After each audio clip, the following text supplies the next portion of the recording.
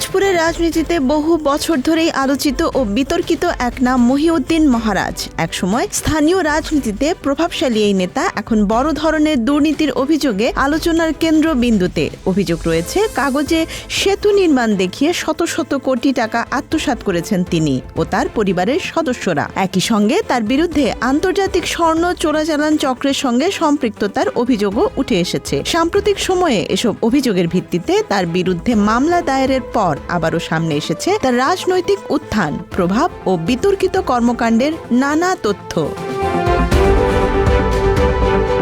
মহিউদ্দিন মহারাজের রাজনৈতিক যাত্রা শুরু হয়েছিল বিএনপির অঙ্গ সংগঠন বাংলাদেশ জাতীয়তাবাদী ছাত্র দলের মাধ্যমে। 90-এর দশকে ছাত্র রাজনীতিতে সক্রিয় ছিলেন তিনি। পরে রাজনৈতিক অবস্থান পরিবর্তন করে যোগ দেন জাতীয় পার্টির রাজনীতিতে। সেই সময় দলের শীর্ষ নেতা ও সাবেক মন্ত্রী আনোয়ার হোসেন মঞ্জুর ব্যক্তিগত সহকারী হিসেবে কাজ করার সুযোগ পান তিনি। মন্ত্রীর এপিএস হিসেবে দায়িত্ব পালন করতে গিয়ে প্রশাসন ও রাজনীতির বিভিন্ন স্তরে তার যোগাযোগ তৈরি হয়, যা পরবর্তী সময়ে তার রাজনৈতিক উত্থানে গুরুত্বপূর্ণ ভূমিকা রাখে। পরে আবারও রাজনৈতিক অবস্থান পরিবর্তন করেন মহিউদ্দিন মহারাজ। তিনি যোগ দেন বাংলাদেশ আওয়ামী লীগে এবং আওয়ামী লীগ সরকারের সমাজ কল্যাণ মন্ত্রী এনামুল হক মোস্তফা শহীদের ব্যক্তিগত সহকারী হিসেবে দায়িত্ব পালন করেন। এই সময় থেকেই তিনি স্থানীয় আওয়ামী লীগের রাজনীতিতে সক্রিয় হয়ে ওঠেন এবং ধীরে ধীরে পিরোজপুর জেলার রাজনীতিতে নিজের শক্ত অবস্থান তৈরি করেন।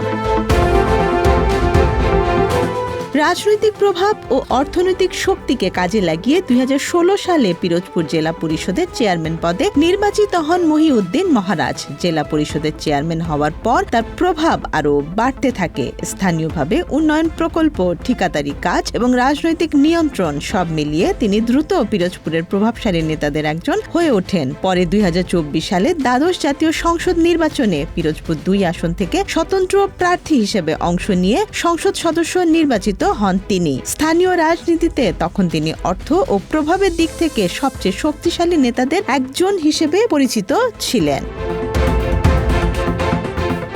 তার রাজনৈতিক উত্থানের সঙ্গে সঙ্গেই বাড়তে থাকে দুর্নীতি ও অনিয়মের অভিযোগ। বিশেষ করে স্থানীয় সরকার প্রকৌশল অধিদপ্তরের একটি সেতু নির্মাণ প্রকল্পকে ঘিরে বড় ধরনের অনিয়মের তথ্য সামনে আসে। 90-এর দশকে বরিশাল বিভাগের বিভিন্ন নদী ও খালের ওপর নির্মিত পুরনো লোহার সেতু পুনর্নির্মাণের উদ্যোগ নেয় স্থানীয় সরকার প্রকৌশল অধিদপ্তর। এই প্রকল্পের প্রাথমিক ব্যয় ধরা হয়েছিল প্রায় 1835 কোটি টাকা। পরে 2021 সালে প্রকল্পের ব্যয় বাড়িয়ে 2334 কোটি টাকা করা হয়। এই প্রকল্পের আওতায় পিরোজপুর জেলার বিভিন্ন এলাকায় সেতু নির্মাণের পরিকল্পনা করা হয়, কিন্তু তদন্তে দেখা যায় শুধু ভান্ডারিয়া উপজেলাতেই কাগজে কলমে 125টি সেতু নির্মাণ দেখানো হয়েছে, অথচ বাস্তবে বেশিরভাগ জায়গায় কোনো সেতুই নির্মাণ করা হয়নি। অভিযোগ রয়েছে মহিউদ্দিন মহারাজ ও তার পরিবারের নিয়ন্ত্রণাধীন কয়েকটি ঠিকাদারি প্রতিষ্ঠানের নামে এসব সেতুর কাজের কার্যাদেশ দেয়া হয়েছিল। পরে কাজ না করে ভুয়া বিল তৈরি করে প্রকল্পের অর্থ তুলে নেওয়া হয়। তদন্তে উঠে আসে ভুয়া বিল তৈরি করে প্রায় 269 কোটি 28,98,000 টাকা উত্তোলন করা হয়েছে। এই অর্থ আত্মসাতের অভিযোগে দুর্নীতি দমন কমিশন পিরোজপুর জেলা সমন্বিত কার্যালয়ে মহিউদ্দিন মহারাজ সহ তার পরিবারের সদস্যদের বিরুদ্ধে মামলা দায়ের করেন। 17 এপ্রিল দায়ের করা পৃথক 8টি মামলায় এলজিইডি সাবেক প্রধান প্রকৌশলী সহ মোট 27 জনকে আসামি করা হয়। মামলায় অভিযোগ করা হয় সরকারি উন্নয়ন প্রকল্পের অর্থ আত্মসাৎ করতে জাল কাগজপত্র ও ভুয়া বিল তৈরি করা হয়েছিল।